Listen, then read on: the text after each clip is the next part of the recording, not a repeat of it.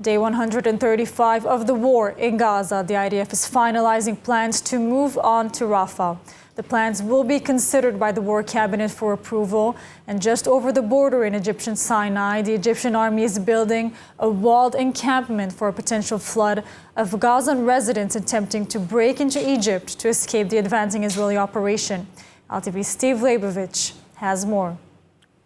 Day 135 of the war in Gaza, and even after the defeat of organized Hamas brigades in northern and central Gaza, IDF forces are confronting Hamas gunmen operating in small cells. Dozens were killed over the weekend, including a Hamas operative in the Sheikh Radwan neighborhood in Gaza City, only minutes after he launched a rocket at Ashkelon.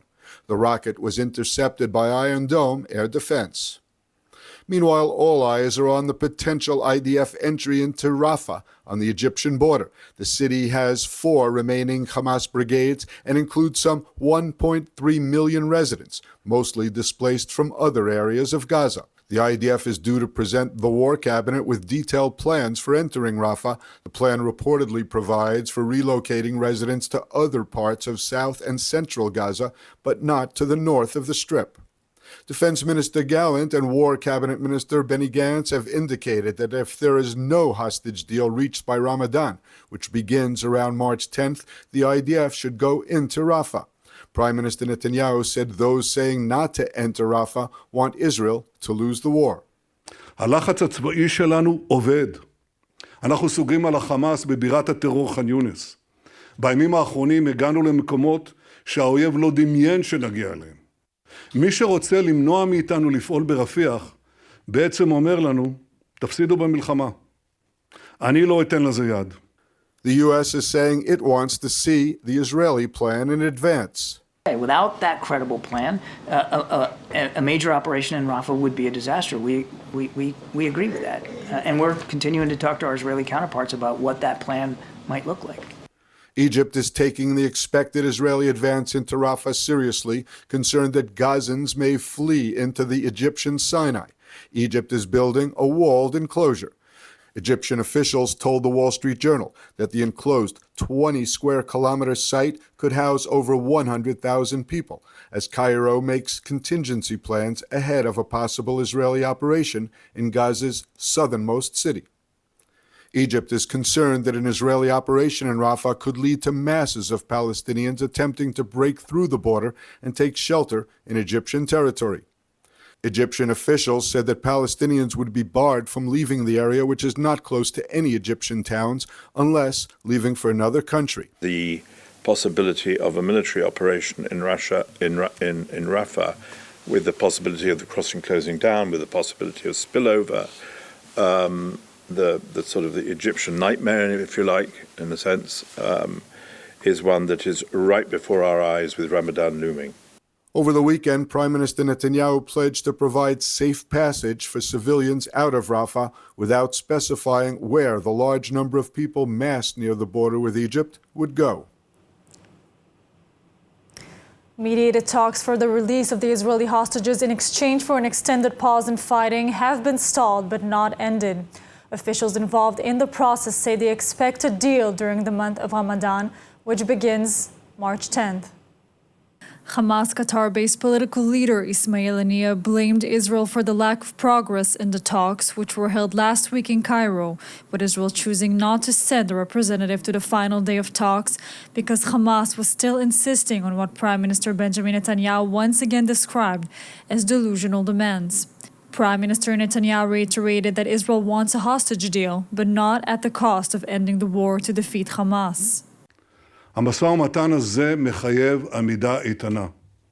אני חייב להגיד לכם, אזרחי ישראל, שעד לרגע זה, ממש עד לרגע זה, הדרישות של החמאס הן הזויות, משמעותן אחת, תבוסה לישראל. ברור שלא נסכים להם. אבל כשהחמאס ירד מהדרישות ההזויות הללו, נוכל להתקדם. Hamas is insisting on a permanent ceasefire, a withdrawal of IDF troops from Gaza, and the release of thousands of Palestinian security prisoners. Hamas is also threatening to suspend hostage talks unless urgent aid is brought into the north of the Gaza Strip, where aid agencies have warned of a looming famine.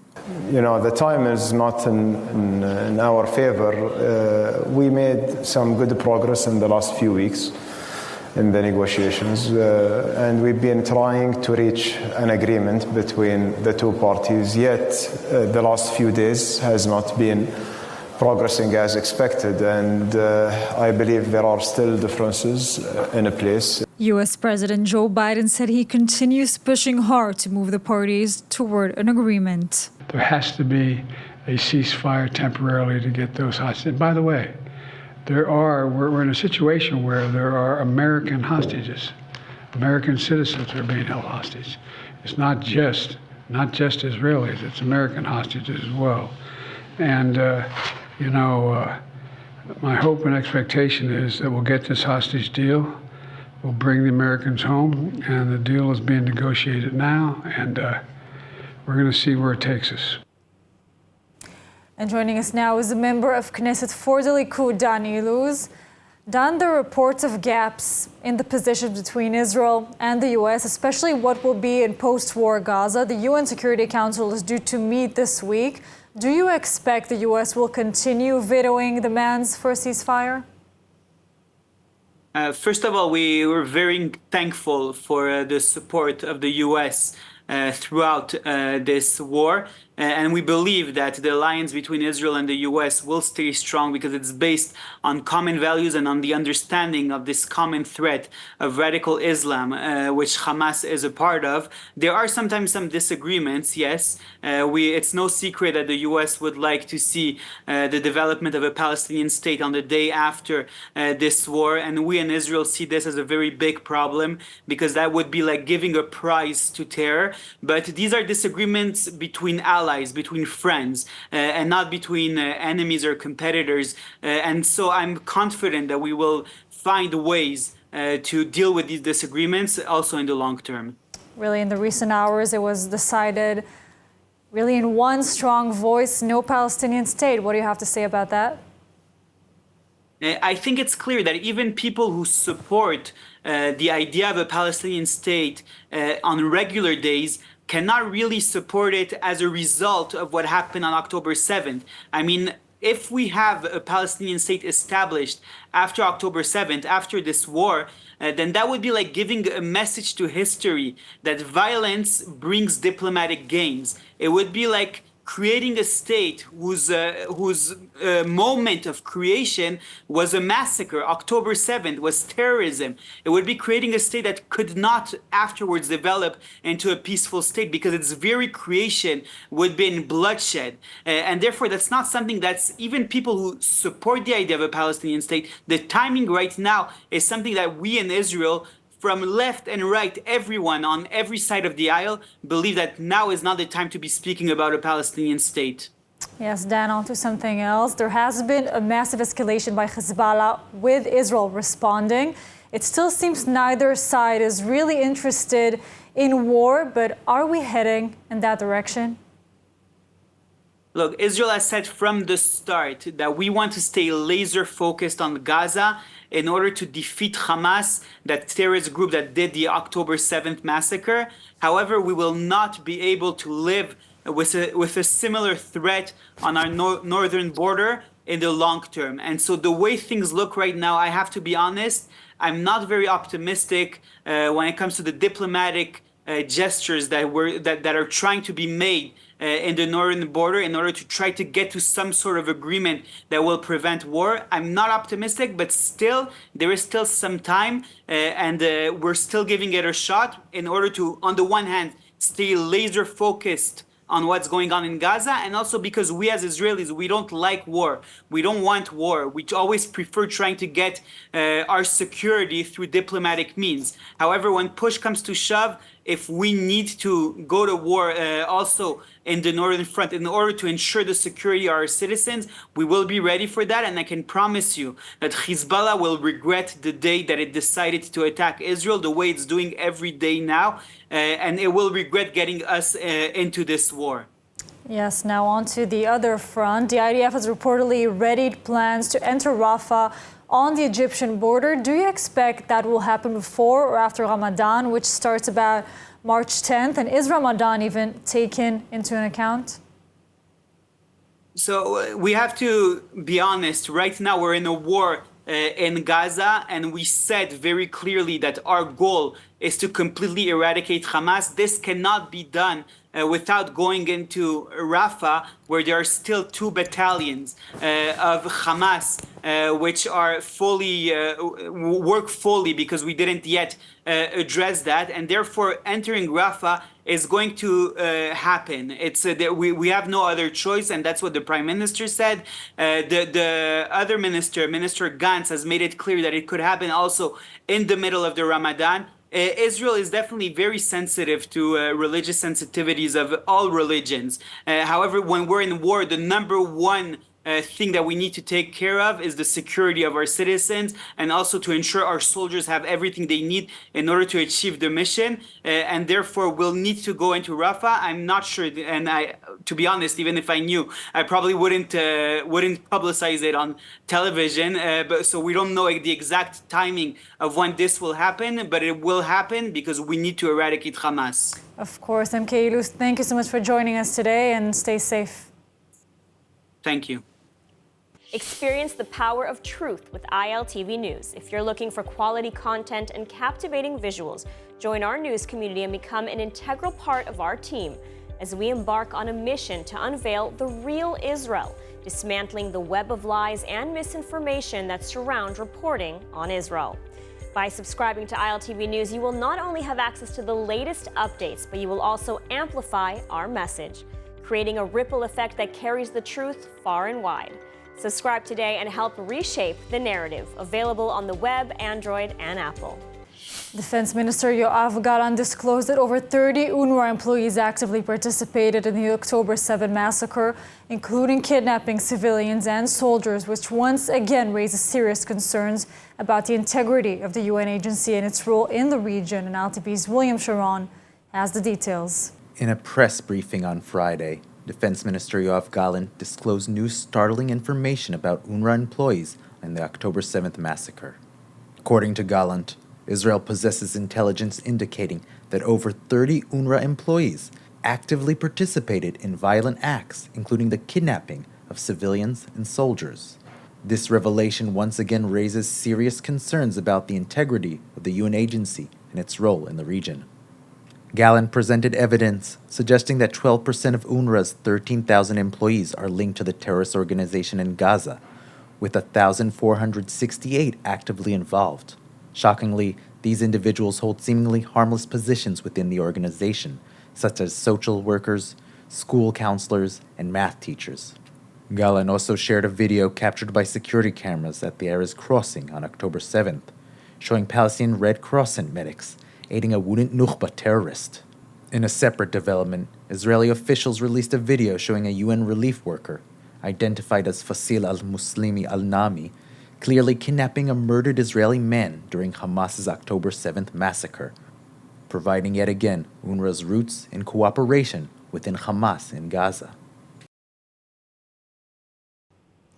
And now, as more and more evidence is revealed on UNRWA employees' deep involvement in the October 7 massacre, we're now joined by Deputy Mayor of Jerusalem, Fleur Hassan Achum. Fleur, so much new evidence has been revealed over the weekend, clear videos and photos. What's your response to what we're seeing here?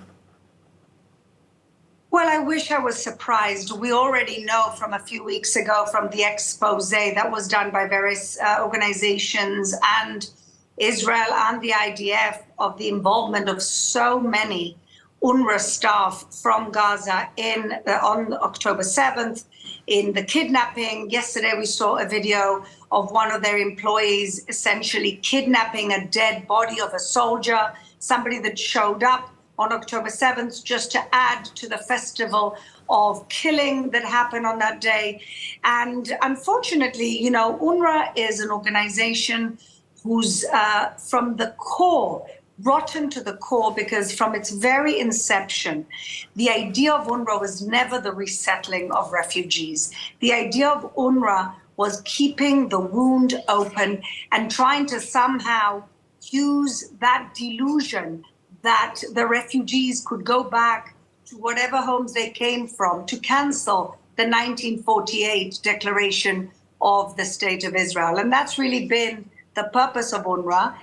All of their staff, whether they be Gazans, Palestinians or not, are all anti-Semitic to their core, celebrating October 7th. And even till today, shameless leadership from Geneva, from other parts of the world, Lazzarini, etc., shameless leadership who have zero regrets about what's happened. And the best they can do is tell us, oh, we're going to look into it. Yes, Lazzarini is definitely one of the heads of this issue. Now, Fleur, more importantly, what's the status of the organization by now? Will it be dismantled? There were talks that UNRWA will shut down by the end of February if the funding, of course, from the whole world doesn't resume. What will happen here? Well, I hope they do shut down because they're not an organization that are fit for purpose.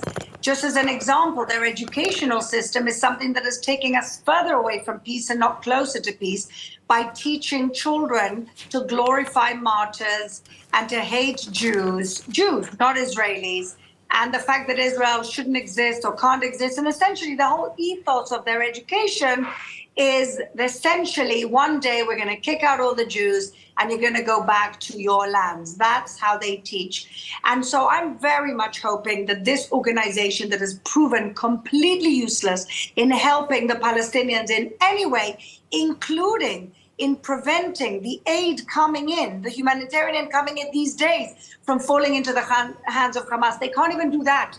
So why should they continue? But I'm hoping that the countries that have said they're going to freeze funding end up canceling funding and rethinking what it is they actually need in Gaza.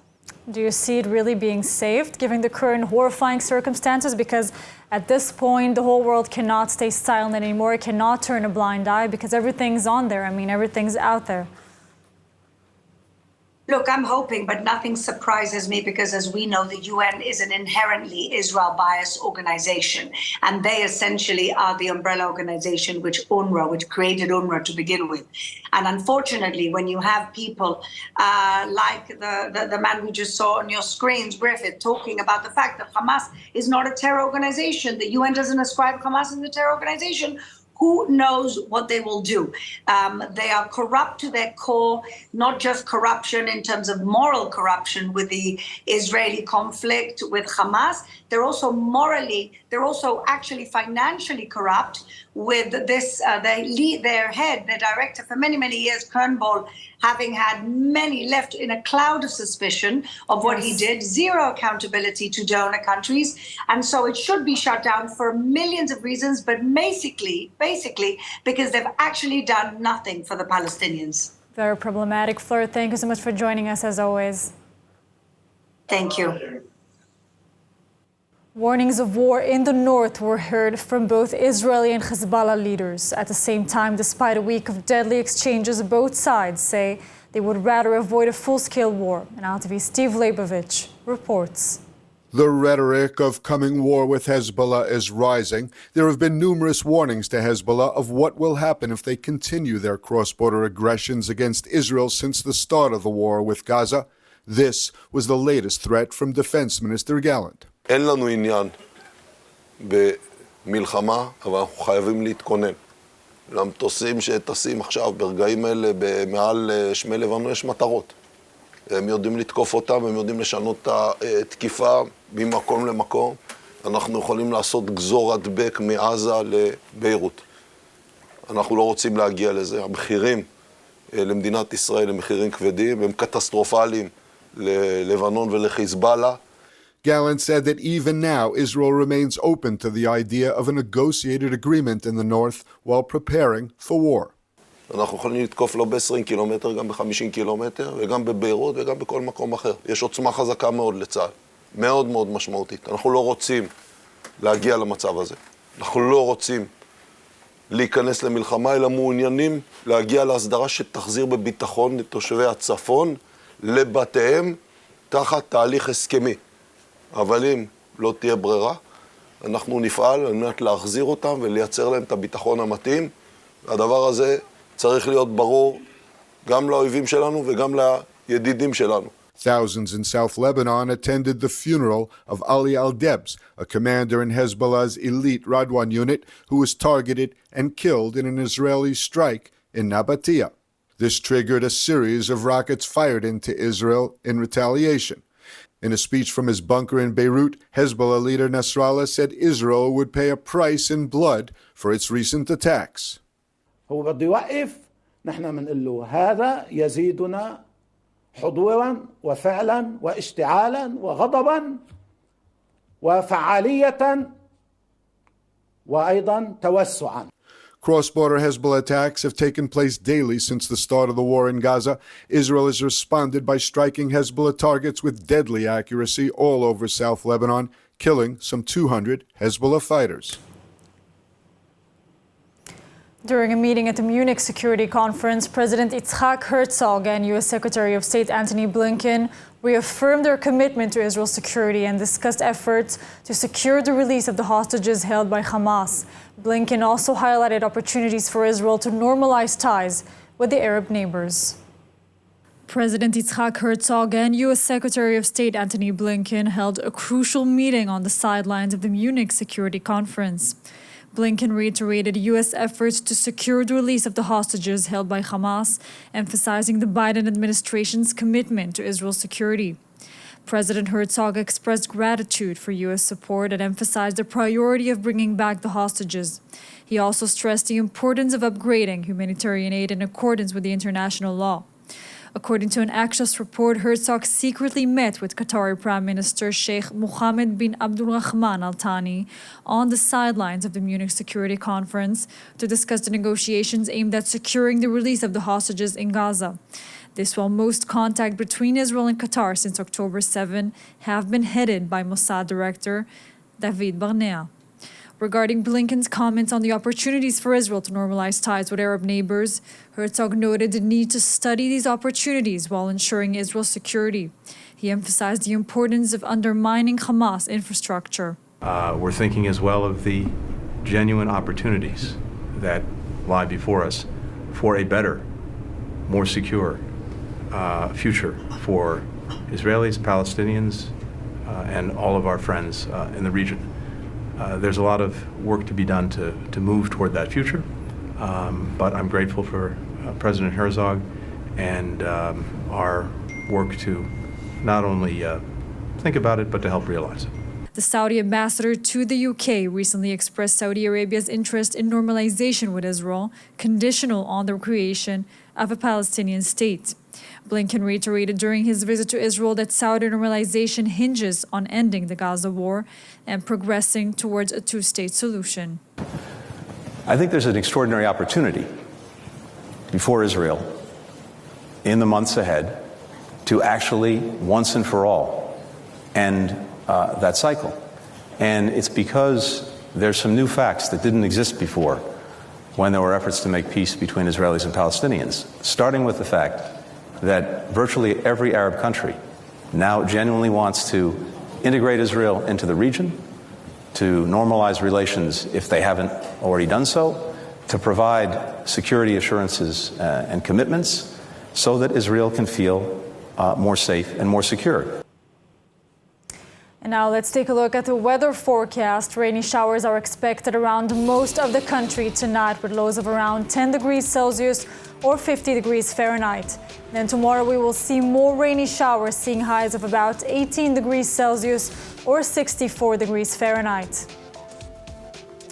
And that's all for today's news. For more updates from Israel on all your devices, check out our ILTV channel, subscribe to our ILTV newsletter, and of course, do not forget to check out our new and improved website, ILTV.tv, with all of the latest news from the heart of the State of Israel. I'm Amit Harari. Stay safe, and thank you so much for watching.